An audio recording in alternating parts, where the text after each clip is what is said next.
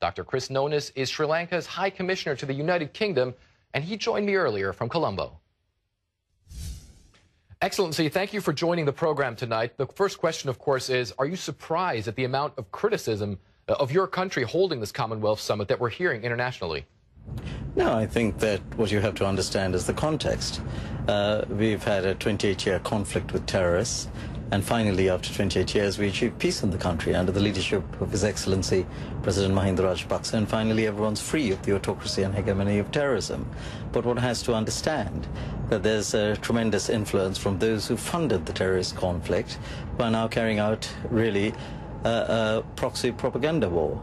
So no, it's not surprising at all that the proxy propaganda war is continuing, but certainly what we realize is that over the years, as people realize the wonderful reconciliation, rehabilitation and reconstruction program that we are carrying out in Sri Lanka, that gradually that proxy propaganda war will lose its currency.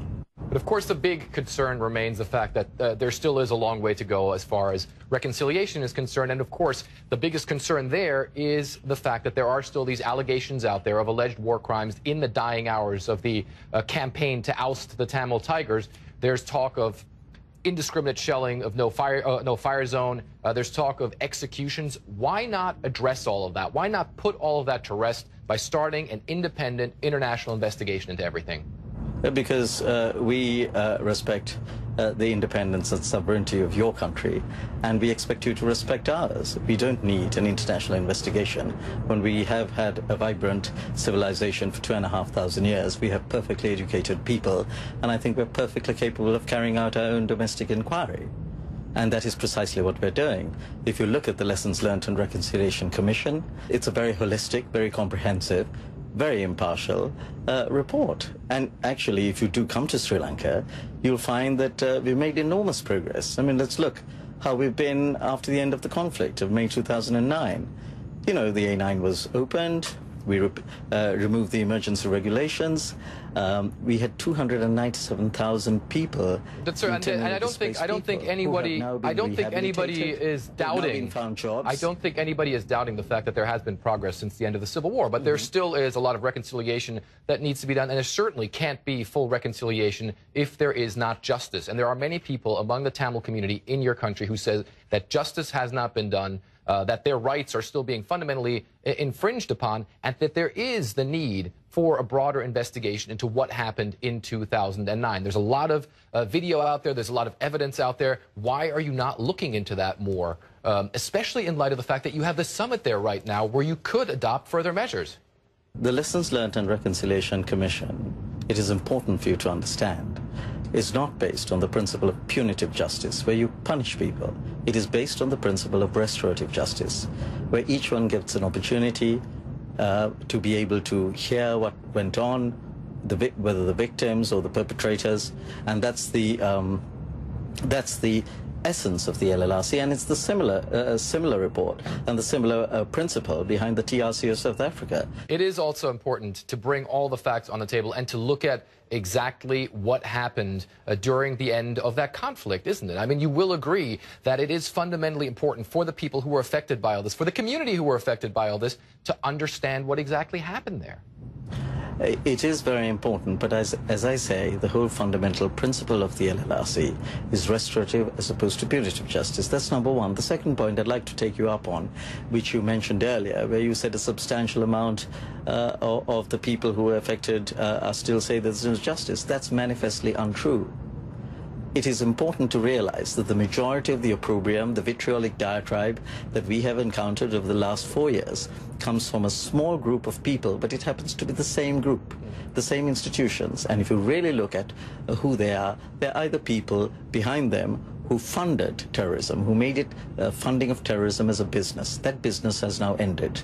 So this issue, it is very important to understand that this very vitriolic diatribe that we sometimes hear is predominantly coming from a small segment of the diaspora communities and a small segment of people, funded institutions, who have their own collateral agendas. Well, sir, you say that the people who are criticizing you,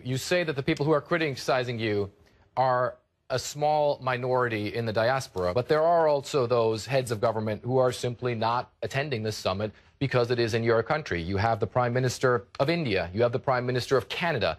You have the Prime Minister of Britain, who was very critical, who says in a bilateral meeting he's going to bring all these issues up. You have William Hague of Britain, who said that clearly there were crimes committed in 2009 and all of this has to be dealt with.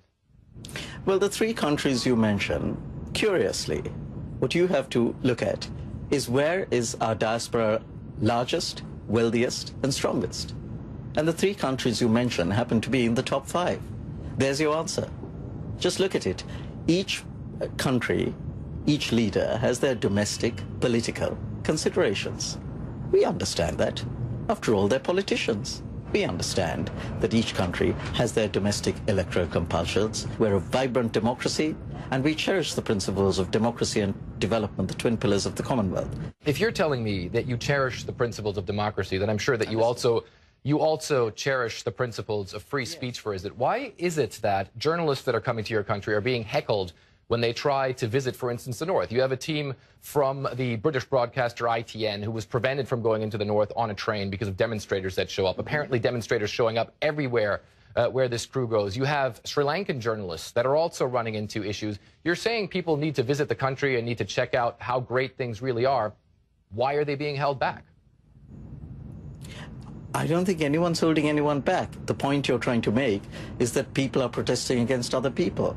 That is precisely what happens when different people go to your country.